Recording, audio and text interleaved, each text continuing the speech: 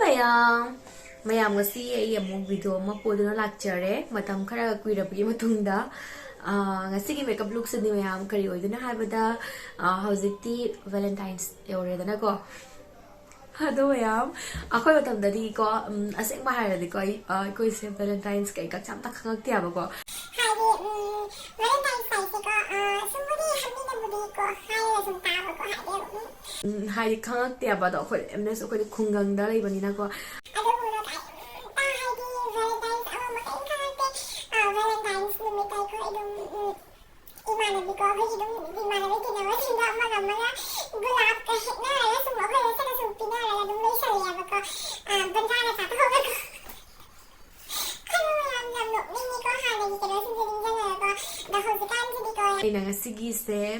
special Valentine's ki oina makeup look se purak chabani aba ko yam simple oraga ado ayam na hera su heavy oi sandaba ado hojikana nga sina di am pamna ko Korean makeup se ko ado khara ina sum Korean gi mong de ke do ni nga si se am simple oraga ado pocham likna changhalaga maram di ko teenager sing gi mafam da makeup products je loi sunaba leitabani aba khoi su khangai hana khoi su lei sarak parina ado na hai amna likna tauna products sinaraga makeup look ama khak ai hojik tawzage ado mayam jamna ngang ta bida peng peng peng hawre si video se ai do khara ngangan manina do na ngang bade ka thengdo ki bani ba ko ai hojik ta mai se ta thola bani ba ko to makeup hojing mamang da mai do hana jana ta thok piro face wash am sinaraga ado matung da skin care tau dunia ba ko skin prep tau duni skin prep hai sana ai gi makeup tau na ba gi damak tai khoi skin se ready tau bi ba ko asina ai gi makeup tu ko su phaja halli ado ga khoi skin da su kana halli skin da su phaja halli ba ko ado skin prep da seasonal products se serum toner serum moisturizer sunscreen jana kari gumba daytime bi dani ko sunscreen se kari gumba nung thangda tawo makeup oragadi sunscreen na to taida su yarani ado ai hojik peng ngang da video se haurage ahan badai serum mala war tairage hosta mai tana lakpanina skin je pra che law le re ba ningdam da soi banina ado horasi ai serum mala ware ne lawri base Garnier ki segi vitamin C serum chini somna pamjaba sizinaba serum any ama lawraga taibiro ado serum kai kaktai da boragadi moisturizer ama lawra taibiro ado ai hojik ta serum tanya loi jare ko hojik ai dei se moisturizer ni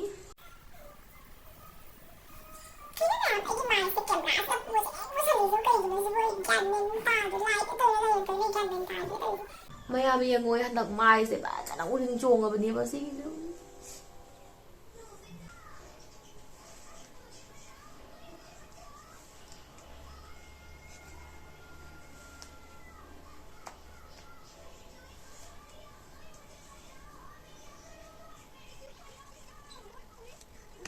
karigumba makeup sena daytime pe to boragadi ko ai nuninda to makeup oragadi sunscreen ama lawra taibiro aduga nungthang da to makeup oragadi sunscreen ado skip to ba yaragani ado hojik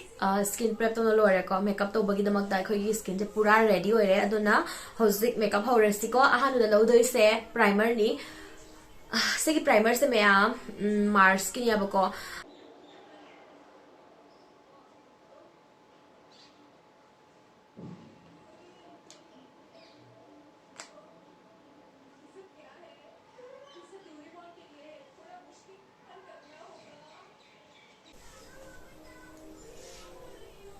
kaza yani se ing biu mayam som ke mai ke sena ina primary tai gra bani ba ko ado som se tai dina ko ado yengo mayam tai mai ke se glow mala abani maram di asigi primer se ko khoi gi tai ra matung da glow mala ya ba ko aduna ado khara makeup se dewy glowy oba pa ma ga di asigi primer se lo view yamna pha bani adoga magi glow se su ko gi yamna hena chunky khoi glitter maina ka ta yaw de ba ko siga hai am natural hai tare ko yamna fai magi price ki hai ra yamna fai mayam price oi ka gore ba skin da tholam ge ado pa ma ga di soi na lo view mayam amuk tang try to ni ngo do ai wanga ngang na primer se sandok chage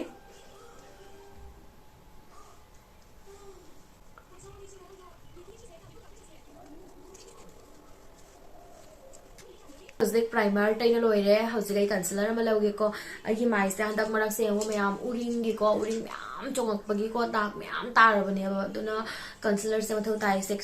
sigi sing je loina cover to na bagi damakta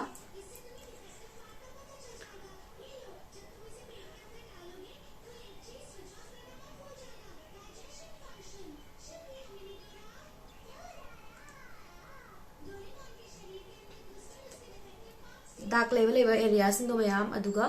haidi dark duk leba jaha khagi pigmentation area sing do khara chinban mapan muri muri to leba ko sing do loina concealer ma lawra ko yari wa kai som cover to ba hot na darani mi mata ka su kan si ai su thar ba khagi tap tap na paga manga ba chana me ka sing na ba yam ai hojik beauty blender ma lawra ge ko aina beauty blender lawri ba se achotpa beauty blender ne ba ko haidi ising tin do ga pajana sumdo ga ising tarak try haiba matam do ga beauty blender se use to dunia ba ko mayam akang ba beauty blender lora ga direct use to duina te ba ko video khuding mayam ina haibani egi mamang gi video jeng ba wara ga di mayam su khangbiram gani ado video khudingi haibagi maram di ko haidi ano ba gi channel da lakpa viewers sing da su ko khangdaba sing da su khangma ngamna ba haina ina haibani mayam ado sumaina detail da step by step haibani na ko mayam khangdaba singi di kana dunya ba ko khangba mi sing di khangi da na ko ado zai blend ta ba horage makeup se mayam sum toro toro ga sum experience aina isa da gi phangjaba experience aina ma leidana ko adunia ba ko aduna asum toro toro ga haira ko khangak pa ko ado ai ki pamjabada di ko mit mathaki ka makhagi ga se last Aroibada blend to ya maram di khoi gi mit se anga tawna crease lak pani aba khoi di concealer tai lo ra ni mari mari lakani aba adona numakta gi Aroibada mit adoga makha sing se blend tawani ahanu da mai ge to pa jaga sing to hana phajana tawna blend taw birage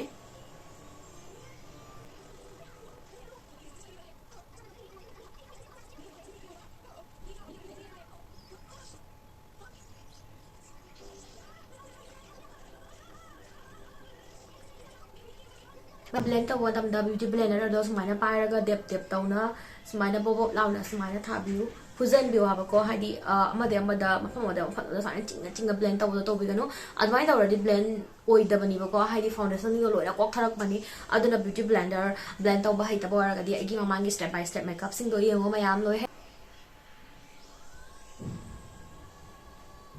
mayam ai hoji concealer taina loire mai se yengo hoji dark duk lera masing do jam na di cover tawra bani ba ko ado siga sum loi salage mayam maram di sigi mathak tam foundation tharak pe na jam na heavy oina tawsal loya ba ko ai hojik foundation ama lore ko aina lori ba foundation se Mama Earth ki glow serum foundation vitamin C ni ba ko ado ngasi ahan ba use to doni kamai to gi yengste mayam phai phai ana mayam di mayam review pha pha phangya ba ko ado sinaraga kamai to ba di yengsti ahan badai khutta khara lawrage ai set se online dai lawbon ko khara light ore ngonda gidi ado ras ka sam kai de hojik ki oina sum tai rage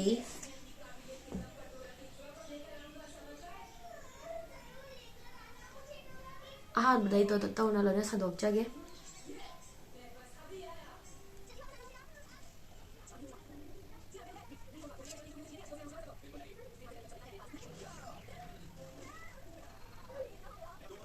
blend di mayam yam phajana tawna blend oi gre yam smoothly blend oi gre adoga coverage sidi mayam kya jam pp da ba do mayam sum yang biro foundation je blend taw di yam nungai ko yam smoothly blend oi gre ba ko adoga glow masumais ga lakpa da to mayam sum yang biro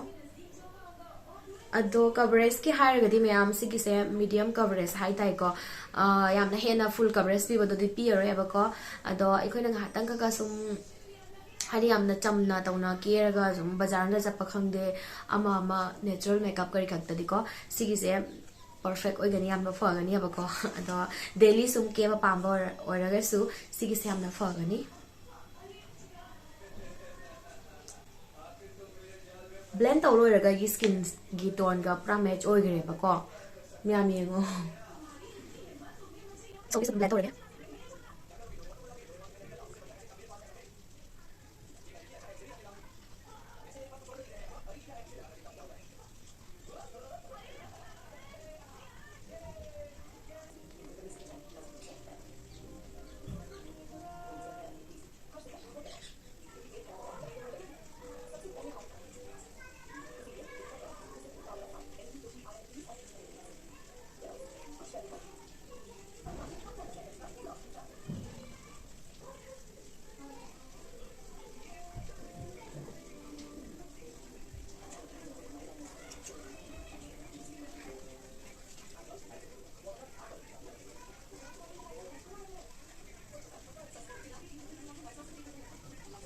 ꯃꯌꯥꯝ ꯑꯩ ꯍꯧꯖꯤꯛ ꯃꯥꯏꯁꯦ ꯄꯨꯔꯥ ꯇꯩꯅ ꯈꯣꯠꯅ ꯂꯣꯏꯔꯦ ꯉꯥꯛꯁꯝ ꯅꯥꯀꯣꯡ ꯀꯔꯤ ꯀꯔꯤ ꯑꯝꯇ ꯇꯩꯗ꯭ꯔꯦꯕꯀꯣ ꯏꯀꯣꯟꯅ ꯃꯦꯀꯞ ꯂꯣꯏꯔꯛꯄꯗ ꯁꯨꯝ ꯇꯩꯔꯒꯦ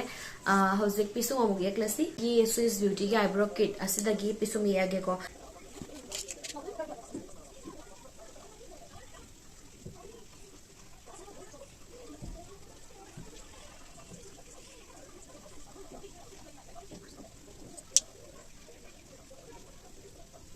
ꯑꯩ ꯍꯧꯖꯤꯛ ꯁ꯭ꯄꯨꯂꯤ ꯑꯃ ꯂꯧꯒꯦꯀꯣ ꯑꯩꯅ ꯂꯧꯔꯤꯕꯁꯦ ꯃꯁꯀꯔꯥ ꯂꯣꯏꯈꯤꯕꯒꯤ ꯕ꯭ꯔꯁꯇꯣ ꯑꯗꯨꯅꯦꯕꯀꯣ ꯐꯖꯅ ꯆꯥꯝꯊꯣꯛꯑꯒ ꯀꯣꯏꯀꯅ ꯁ꯭ꯄꯨꯂꯤ ꯑꯣꯏꯅ ꯁꯤꯖꯤꯟꯅꯕ ꯌꯥꯏꯑꯕꯀꯣ ꯑꯗꯨꯒ ꯁꯤꯒꯤ ꯕ꯭ꯔꯣꯀꯦꯠꯁꯤꯗꯀꯣ ꯑꯁꯤꯒ ꯑꯉꯧꯕ ꯑꯥꯏꯕ꯭ꯔꯣ ꯋꯦꯛꯁ ꯑꯃꯈꯛ ꯌꯥꯎꯋꯦꯕ ꯑꯗꯨꯗ ꯁꯨꯃꯥꯏꯅ ꯈꯔ ꯂꯧꯔꯒ ꯃꯣꯏꯒꯤ ꯀꯣꯔꯤꯌꯟꯒꯤ ꯄꯤꯁꯨꯝꯗꯨꯗꯤ ꯁꯨꯃꯥꯏꯅ ꯆꯞ ꯇꯤꯡꯉ ꯂꯩꯕꯅꯦꯕꯀꯣ ꯑꯗꯣ ꯈꯖꯤꯛꯇꯪ ꯃꯇꯧ ꯃꯥꯜꯍꯟꯕꯒꯤꯗꯃꯛꯇ ꯄꯤꯁꯨꯝꯗ ꯁꯨꯃꯥꯏꯅ ꯍꯥꯠꯀꯠꯀꯦꯕ ꯃꯊꯛꯇ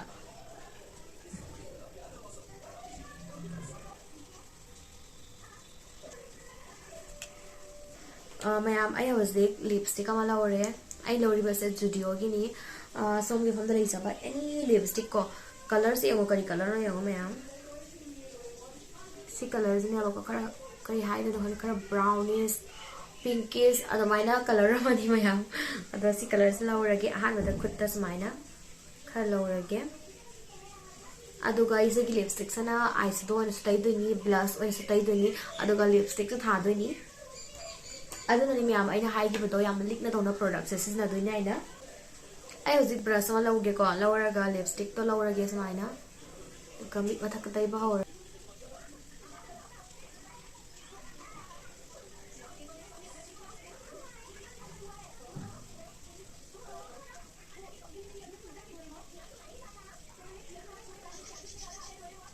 ꯑꯩ ꯍꯧꯖꯤꯛ ꯕ꯭ꯂꯦꯟꯗꯤꯡ ꯕ꯭ꯔꯁ ꯑꯃ ꯂꯧꯔꯒꯦ ꯑꯗꯨꯒ ꯐꯖꯅ ꯕ꯭ꯂꯦꯟ ꯇꯧꯊꯣꯛꯆꯔꯒꯦ ꯇꯧꯅ ꯂꯣꯏꯔꯕ ꯃꯇꯨꯡꯗ ꯍꯧꯖꯤꯛ ꯑꯩ ꯑꯥꯏꯁꯦꯗꯣ ꯑꯃꯗꯒꯤꯀꯣ ꯑꯁꯤꯅꯤ ꯃꯌꯥꯝ ꯑꯩꯅ ꯊꯝꯅꯦꯜꯗ ꯊꯃꯣꯏ ꯀꯥꯏꯔꯦꯅ ꯍꯥꯏꯕꯗꯣ ꯃꯌꯥꯝ ꯁꯥꯊꯤꯅ ꯅꯨꯡꯉꯥꯏꯇꯦ ꯃꯌꯥꯝ ꯑꯩꯅ ꯍꯥꯏꯗꯤꯀꯣ ꯑꯣꯟꯊꯣꯛꯅ ꯋꯥꯅ ꯇꯧꯅꯀꯣ ꯚꯤꯗꯤꯑꯣꯁꯦ ꯃꯇꯝ ꯆꯪꯅ ꯇꯧꯅ ꯊꯕꯛ ꯃꯌꯥꯝ ꯀꯥꯏꯊꯣꯛꯑꯒ ꯚꯤꯗꯤꯑꯣꯁꯦ ꯀꯨꯏꯔꯦ ꯍꯥꯞꯇꯕ ꯍꯥꯏꯅꯀꯣ ꯆꯦꯅꯦꯜ ꯑꯃ ꯄꯥꯏꯕꯅꯤꯅ ꯃꯌꯥꯝ ꯆꯦꯅꯦꯜ ꯄꯥꯏꯕ ꯃꯤꯁꯤꯅꯤ ꯈꯪꯉꯝꯒꯅꯤ ꯚꯤꯗꯤꯑꯣ ꯍꯥꯞꯇ꯭ꯔꯗꯤ ꯀꯌꯥꯝ ꯌꯥꯝ ꯃꯥꯡꯉꯦꯅ ꯍꯥꯏꯕꯀꯣ ꯑꯗꯣ ꯃꯌꯥꯝ ꯑꯩꯅ ꯑꯣꯟꯊꯣꯛꯅ ꯋꯥꯅ ꯅꯝꯖꯔꯒ ꯁꯨꯃꯥꯏꯅ ꯚꯤꯗꯤꯑꯣꯁꯦ ꯁꯞꯄꯣꯔꯠ ꯑꯣꯏꯔꯝꯗ꯭ꯔꯦ ꯃꯌꯥꯝ ꯑꯩꯅ ꯁ꯭ꯇꯦꯞ ꯕꯥꯏ ꯁ꯭ꯇꯦꯞ ꯑꯃꯃꯝ ꯇꯧꯅ ꯌꯥꯝ ꯐꯖꯅ ꯇꯧꯅ ꯃꯇꯝ ꯆꯪꯍꯜꯂꯒ ꯚꯤꯗꯤꯑꯣꯁꯦ ꯁꯦꯝꯖꯕꯅꯦꯕꯀꯣ ꯑꯗꯣ ꯁꯨꯃꯥꯏꯅ ꯇꯧꯔꯝꯃꯦ ꯑꯗꯨꯅ ꯊꯋꯥꯏ ꯌꯥꯝꯅ ꯅꯨꯡꯉꯥꯏꯇꯦ ꯃꯌꯥꯝ ꯑꯁꯤꯒꯤ ꯚꯤꯗꯤꯑꯣꯁꯤꯗꯁꯨ ꯅꯠꯇꯦꯕꯀꯣ ꯃꯃꯥꯡꯗꯁꯨ ꯃꯌꯥꯝ ꯇꯧꯈ꯭ꯔꯕꯅꯤ ꯑꯩꯅ ꯁꯨꯃꯥꯏꯅ ꯃꯦꯀꯞ ꯂꯨꯛꯁꯦ ꯐꯖꯅ ꯇꯧꯔ ꯃꯇꯨꯡꯗ ꯚꯤꯗꯤꯑꯣ 2-3ꯗꯤ ꯁꯨꯔꯕꯅꯤꯀꯣ ꯃꯌꯥꯝ ꯑꯩꯅ ꯁꯨꯃꯥꯏꯅ ꯇꯧꯔꯤꯁꯦꯀꯣ ꯀꯔꯤ ꯄ꯭ꯔꯣꯕ꯭ꯂꯦꯝꯅꯣꯗꯤ ꯈꯪꯗ꯭ꯔꯦꯕ ꯃꯌꯥꯝ ꯀꯣ ꯑꯗꯣ ꯃꯌꯥꯝꯗꯣꯅꯦ ꯌꯥꯝ ꯅꯨꯡꯉꯥꯏꯇꯦ ꯊꯋꯥꯏꯁꯦ ꯑꯗꯣ ꯍꯥꯞꯄꯔꯣꯏꯒꯦ ꯇꯧꯕꯅꯦꯕꯀꯣ ꯑꯗꯣ ꯍꯥꯞꯄꯒꯦ ꯑꯩꯁꯨ ꯃꯌꯥꯝꯗꯁꯨ ꯁꯨꯝ ꯈꯪꯍꯟꯒꯦ ꯍꯥꯏꯅꯀꯣ ꯁꯨꯃꯥꯏꯅ ꯇꯧꯅ ꯑꯗꯣ ꯃꯌꯥꯝ ꯈꯪꯕ ꯑꯣꯏꯔꯒꯗꯤ ꯍꯥꯏꯕꯤꯔꯛꯎ ꯁꯤꯒꯤꯁꯦ ꯀꯔꯤ ꯄ꯭ꯔꯣꯕ꯭ꯂꯦꯝꯅꯣ ꯍꯥꯏꯅ ꯑꯗꯨꯅꯤ ꯃꯌꯥꯝ ꯉꯁꯤꯒꯤ ꯚꯤꯗꯤꯑꯣꯁꯦ ꯃꯌꯥꯝ ꯀꯩꯅꯣ ꯍꯥꯏꯗꯣꯏꯕ